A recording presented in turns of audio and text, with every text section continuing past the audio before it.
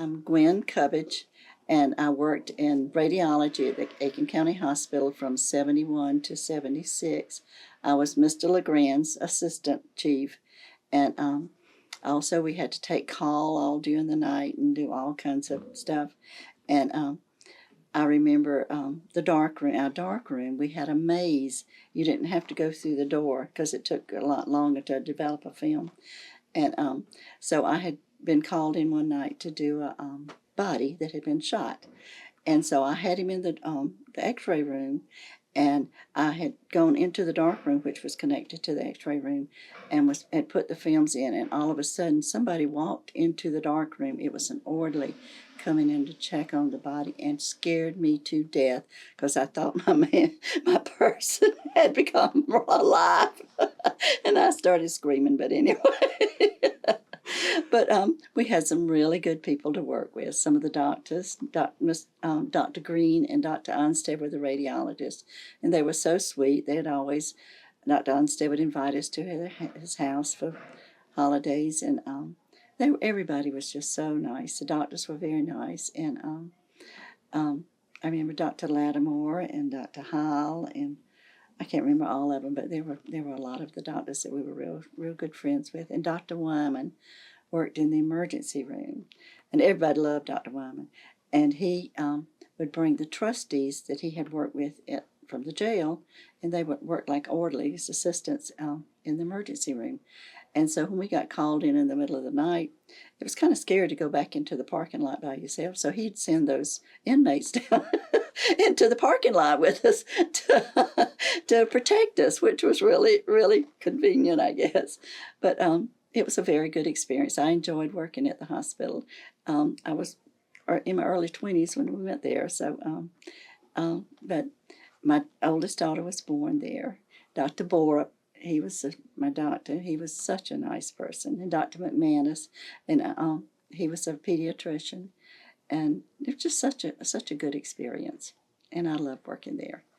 And I remember when they closed the hospital, we had to stand in the emergency room at the new hospital, which is now 49 years old, and welcome the patients from the old hospital.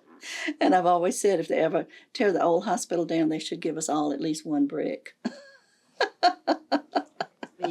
Dr. Meat would come in and greet me in the morning, and he stuttered, but he was such a sweet fellow. And he would say, "Good morning, Miss Cabbage." He'd always call me Miss Cabbage. He never called me Miss Cabbage.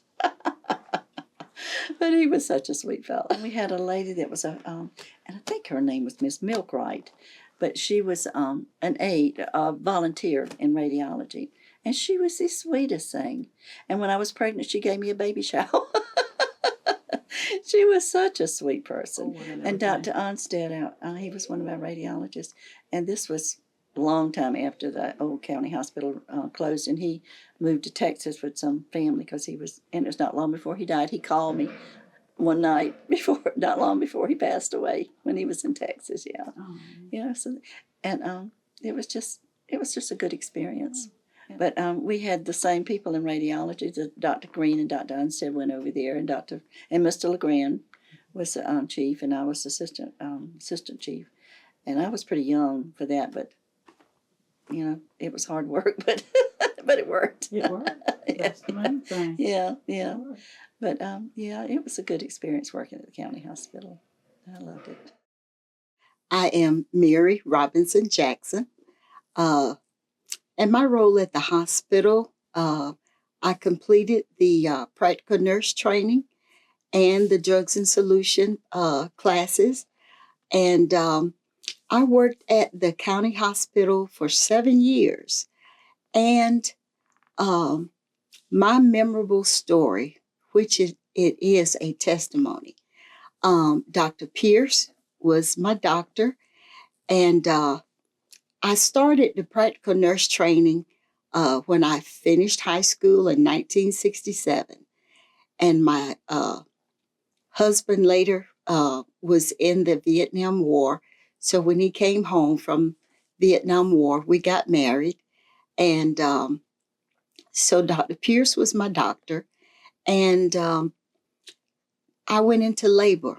And my first daughter, we named her Karen Medina Jackson, but she was born premature. When I started having some complications, and so I had to stop work and was off my feet. And so when I was admitted to the hospital, she was born the year of 1970 in November. She was a premature baby, and they didn't weigh her at first. But when they weighed her, she weighed 1 pound, 15 ounces. And this is in the year of 1970. And, during this time at County Hospital, we didn't have, modern, technology like they have now. And so my daughter didn't have the sucking reflex. They they put a tube in her nose, and this is how they fed her. But she was fighting for life. They had to even wrap her hands so she couldn't pull the tube out of her nose. And I worked with Nurse Wilhite, and I worked with Miss Thomas, and I worked with Miss Gayhart, and I worked all over the hospital. And I worked with Nurse Maggie Staley, and I worked with Richard Parks. But this is just some of the people that I worked with. But when my daughter was born premature, and Dr. Pierce told me the day that she was born, he said, let's give it 24 hours because, and I appreciated that. But within my heart, I never doubted that she would make it. So 24 hours passed, and Dr. Pierce came to visit, and he said to me, let's give it 48 hours. 48 hours passed. Dr. Pierce came to my room. He said, let's give it 72 hours. But of course, I never doubted. But being a young mother at this time, I was, at the age of 22, and I started the nurse program right out of high school. And I graduated high school in 1967. And getting back to my story, I just didn't doubt that my daughter would make it. It was like I just had this assurance in my heart that I just didn't doubt. I wasn't like doubting Thomas. And then this was my testimony that this was my personal relationship with God. I trusted God. I knew about God, but this was my walk of faith as I continued to grow. And so 72 hours passed, and I knew I had a praying mother. My mother was praying. So when Dr. Pierce came back to my room, and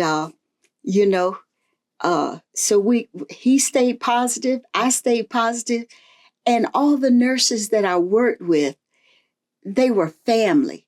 And being a young mother, and then just a young person out of high school, and my first love for a career was always nursing. And I just saw the nurses like Florence Nightingale. And we were a family.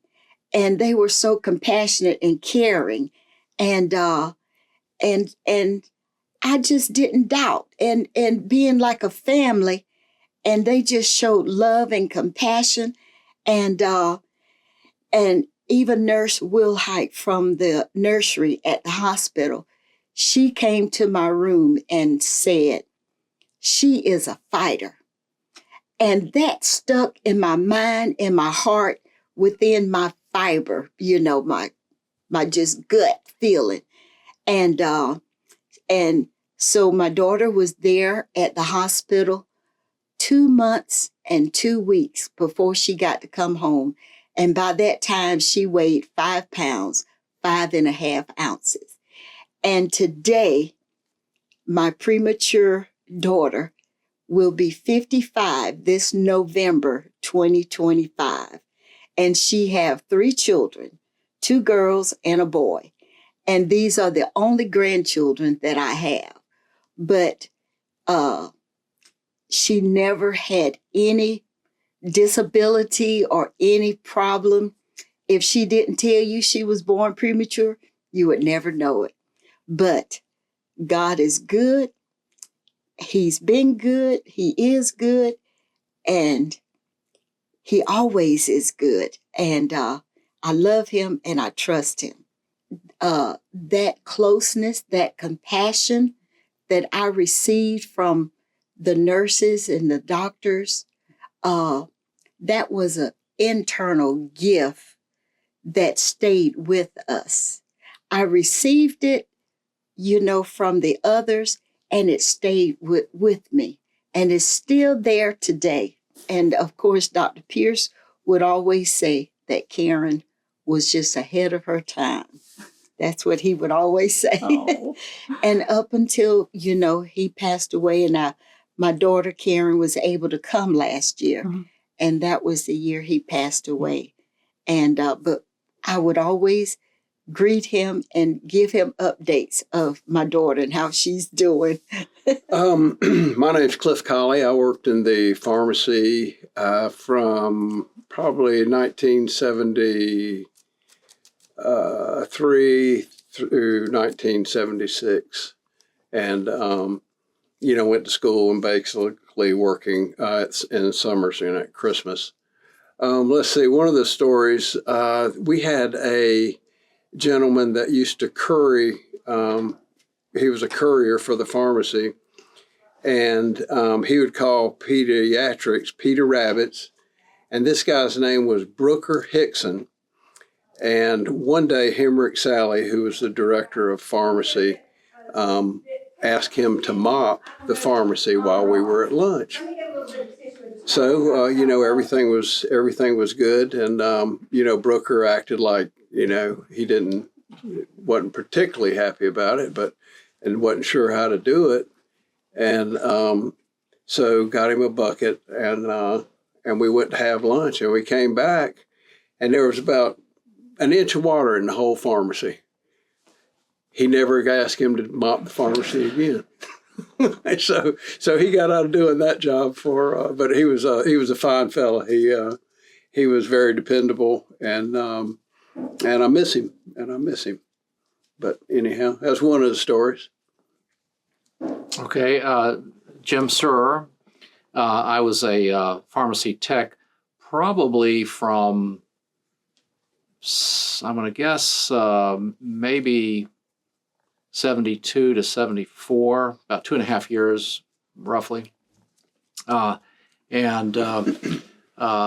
course, worked with Hink Sally, and there's several stories. One is they had candy stripers back then, and there was one candy striper, Karen Key, who was a nice-looking young lady, and I was in high school, and she was maybe a year or two older than I was, and anyway, I was very bashful, and I, in the pharmacy was in the basement, so there was a knock on the door, and I opened the top part as a half door, opened it, it was her, and she had a slip for me to fill a prescription from, and so I took it to the back, and Hink Sally came out from the back and saw it was Karen. He said, "Oh, hi, Karen. Jim was just hoping it would be you." Embarrassed the dickens out of me. And then another story that I thought was pretty funny is that Hink he loved antiques, and he was driving from roughly Augusta to go down to Savannah or somewhere along those lines on the Georgia side of the state line. And he came across a place where it looked like there were signs saying they were going to have an auction the next day. I think might have been Saturday. So he was going through on Friday, and he stopped and he said, "Would you mind if I took a look? I might want to buy some pieces." And the man said, "Well, no, I can't do that. You'll have to wait till tomorrow." And Hink said, "Well, I'll be in Egypt by then." He was just throwing that out there. "I'll be in Egypt by then." And the guy said, "Well, just come back. You just make your way back. tomorrow. And Hink thought, back from Egypt? What? So anyway, so he drove down the road, and a few miles down the road, there was a little town called Egypt. I thought that was pretty funny. Yeah. I'll tell one on Jim here. We're brother-in-laws. So Jim, you could, the cafeteria, you could go in and you could get all the food you wanted to eat. You could go back, get as many desserts as you wanted. And Jim at that time loved sweets.